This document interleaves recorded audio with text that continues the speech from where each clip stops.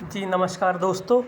तो आज आपके सामने एक ऐसी प्रक्रिया जिसको प्रोनिंग थेरेपी बोला जाता है, ये एक ऑथेंटिक थेरेपी है कि किस तरह से हम होम आइसोलेशन में यदि कोविड हमारे पॉजिटिव है या फिर हमें सेचुरेशन हमारा ऑक्सीजन का जो सेचुरेशन है 100% होना चाहिए, वो यदि कम होने लग गया है कोविड के कारण, तो किस तरह से हम होम आइसोलेशन की स्थिति में कैसे हम इसको ऑक्सीजन के सेचुरेशन लेवल को मेंटेन कर सकते हैं। तो दोस्तों ये एक ऑथेंटिक तरीका है जिसको राजस्थान सरकार चिकित्सा शिक्षा विभाग के द्वारा 28 अप्रैल को ही जारी किया गया है। तो क्या तरीका है, किस तरह से हम इसको मेंटेन कर सकते हैं, ये आप देख सकते हैं, ऑफिशियल नोटिस है। इसके अनुसार हमें किस तरह से प्रोनिंग की थेरेपी को करना है, बहुत ही इम्पोर्टेंट एक मैसेज है ये। तो देखिए, जैसे कि जो बॉडी में सेचुरेशन होता है ऑक्सीजन का, यानी कि ब्लड के अंदर कितना परसेंटेज ऑक्सीजन है, वो सेचुरेशन की जो मशीन होती है वो उससे हमें पता लगता है कि कितना परसेंट सेचुरेशन की हमारे बॉडी में लेवल है। यदि ये लेवल कम होने लगता है 96 या 90 से नीचे आने लगता है, 96 से नीचे आने लगता है, तो हमें उस जगह पर प्रोनिंग थेरेपी लेने की ज़रूरत होती है। या तो हमें ऑक्सीजन मिले हॉस्पिटल्स के थ्रू, यदि हमें ऑक्सीजन नहीं मिल पाती है और यदि हमारा ऑक्सीजन का लेवल 90 से 95 के बीच में रह रहा है, तो हम उस लेवल को घर पे ही मेंटेन कर सकते हैं। कैसे मेंटेन करना है, तो इसके लिए सबसे पहले हमें 5 तकिए लेने हैं, पिलो 5 पिलो लेने हैं, 5 तकिए। एक तकिया सिर के नीचे लगाएं, इस तरह से आप देख सकते हैं इस पोजीशन में। एक तकिया सिर के नीचे लगाएं, 2 तकिए पेट के नीचे रखें और 2 तकिए पैर के नीचे रखें। इस तरह से 5 तकियों को रखें और उल्टे लेट जाएं और उल्टे लेट के और लंबी लंबी गहरी गहरी सांसें लें।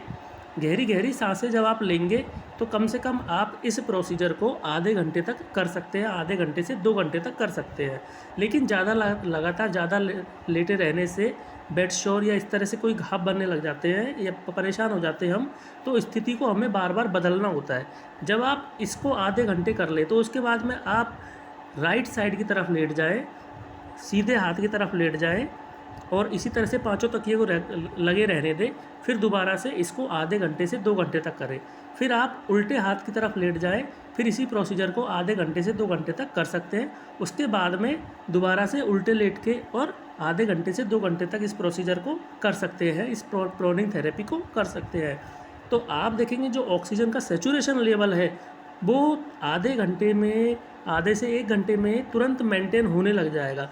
और इस एक्सरसाइज को आप बार बार हर 2-2 घंटे में, हर 3-3 घंटे में, जब भी आपको ऑक्सीजन की सेचुरेशन गिरने लगे या फिर आपको सांस लेने में थोड़ा डिफ़िकल्ट महसूस होने लगे, उस समय आप इस एक्सरसाइज को कर सकते हैं। लेकिन यहाँ पे कुछ चीज़ें ध्यान रखनी है। एक, खाना खाने के तुरंत बाद ये एक्सरसाइजेज प्रोहिबिटेड है, यानी कि नहीं करना होता है, क्योंकि खाना जब पेट में होता है तो थोड़ी सी समस्याएं आती है। तो ज़्यादा अच्छा है कि जब आप भूखे पेट हो तो इस एक्सरसाइज को करें, ठीक है। तो आप लगातार 16 घंटे तक इस रोज़ाना कर सकते हैं एक्सरसाइज को, बहुत आराम मिलता है इससे।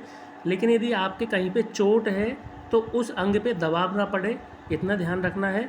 यदि कोई गर्भवती महिला है उसको ये एक्सरसाइज नहीं करनी होती है। यदि आपकी कोई गंभीर कार्डियक बीमारी है, दिल की बीमारी है, तो भी उनको नहीं करना है, और यदि करते हैं तो बहुत सावधानी से करना है। और यदि आपके कोई स्पाइनल यानी कि पीठ के दर्द की समस्या है लंबी पुरानी, तो भी आपको ये नहीं करना है। कोई पेल्विक फ्रैक्चर है यानी कि कूल्हे की हड्डियों का कोई फ्रैक्चर है तो भी ये नहीं करना है। तो इन स्थितियों में ये प्रोनिंग एक्सरसाइज नहीं करें। बाकी स्थितियों में आप सामान्य मरीज है तो प्रोनिंग की एक्सरसाइज करें और आपको हॉस्पिटल ऑक्सीजन के लिए जाने की ज़रूरत नहीं पड़ेगी। तो दोस्तों, कैसा लगा वीडियो ज़रूर बताएं और चैनल को सब्सक्राइब करना नहीं भूलें। और आप भी प्रोनिंग की एक्सरसाइज से अपने ऑक्सीजन के लेवल को मेंटेन रखें और दूसरों को भी इस चीज़ की जानकारी बताएं। Thank you friends.